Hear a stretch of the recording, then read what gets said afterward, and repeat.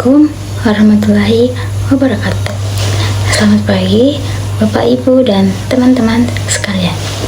Hari ini saya akan membahas topik penting dalam dunia pendidikan kita, yaitu keberagaman dalam pendidikan.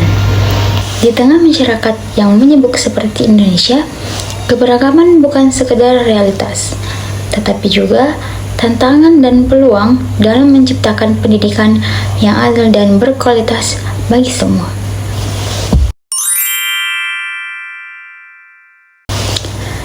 Keberagaman dalam pendidikan mengacu pada perbedaan yang terdapat dalam lingkungan belajar, baik dari segi latar belakang budaya dan etnis, agama dan keyakinan, status sosial ekonomi, kemampuan akademik dan kebutuhan belajar, serta kondisi fisik maupun psikologis.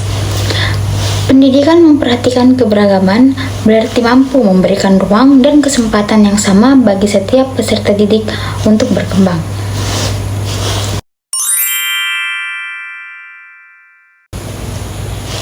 Yang pertama ada budaya dan bahasa daerah. Di sebuah kelas, ada siswa dari Bugis, Toraja, Jawa, dan Minang. Ketika diminta menyampaikan cerita rakyat, masing-masing akan membawakan cerita khas daerah mereka. Ini bukan hanya sekedar pengajaran bahasa, tetapi sebagai penguatan identitas budaya. Yang kedua ada agama. Saat Hari Besar Keagamaan, sekolah mengadakan perayaan lintas agama seperti Hari Kartini atau Hari Kemerdekaan. Semua siswa dari berbagai latar belakang ikut serta tanpa adanya diskriminasi. Yang ketiga ada ekonomi dan akses teknologi. Saat pandemi COVID-19, banyak siswa kesulitan mengikuti pembelajaran daring karena tidak punya HP atau kuota. Beberapa guru akhirnya mendatangi rumah siswa dan mengatur kelompok belajar kecil di desa. Yang keempat, ada kemampuan dan kebutuhan khusus. Di beberapa sekolah inklusif, siswa autis belajar bersama siswa reguler. Maka guru akan menggunakan pendekatan visual atau audio agar semua siswa bisa memahami pembelajaran dengan baik.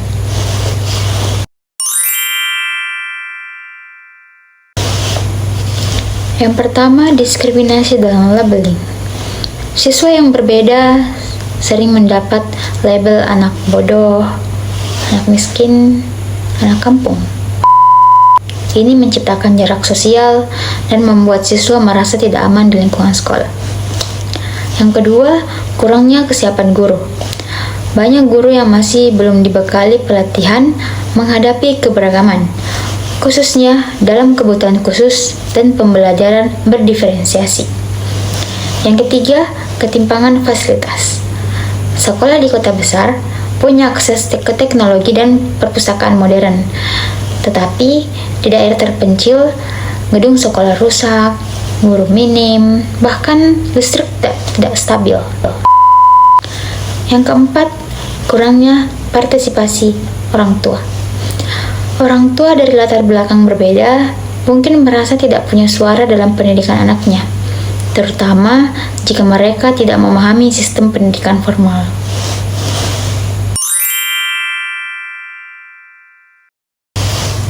Ada sisi positif dan sisi negatif.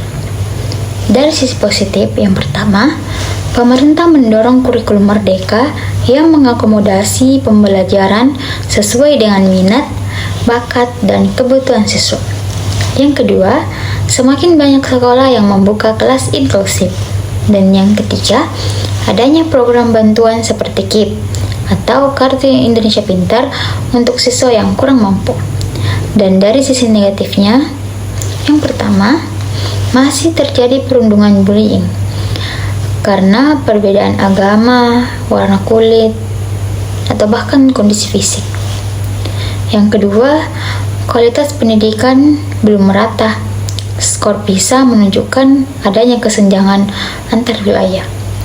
Kemudian yang ketiga, anak-anak dari kelompok minoritas seperti anak adat atau penyandang disabilitas seringkali tertinggal dalam capaian pendidikan.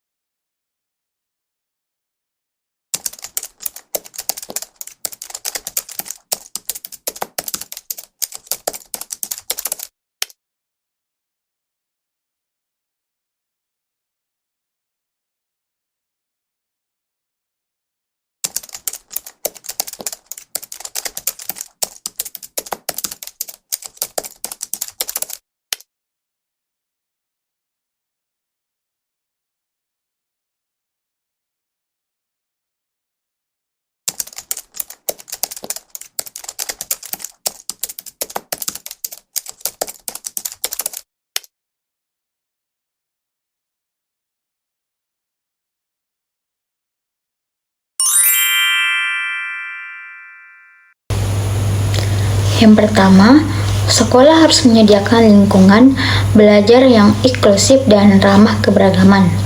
Yang kedua, guru perlu terus belajar tentang strategi pembelajaran yang responsif terhadap perbedaan siswa. Yang ketiga, siswa harus belajar saling menghargai dan tidak menghakimi perbedaan teman. Dan yang keempat, orang tua dan masyarakat perlu diajarkan terlibat dalam mendukung pembelajaran anak-anak.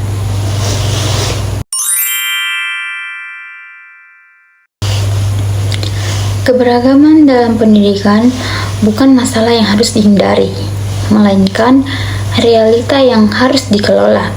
Dengan pengelolaan yang baik, keberagaman justru menjadi kekuatan untuk menciptakan generasi yang toleran, kreatif, dan siap menghadapi dunia global.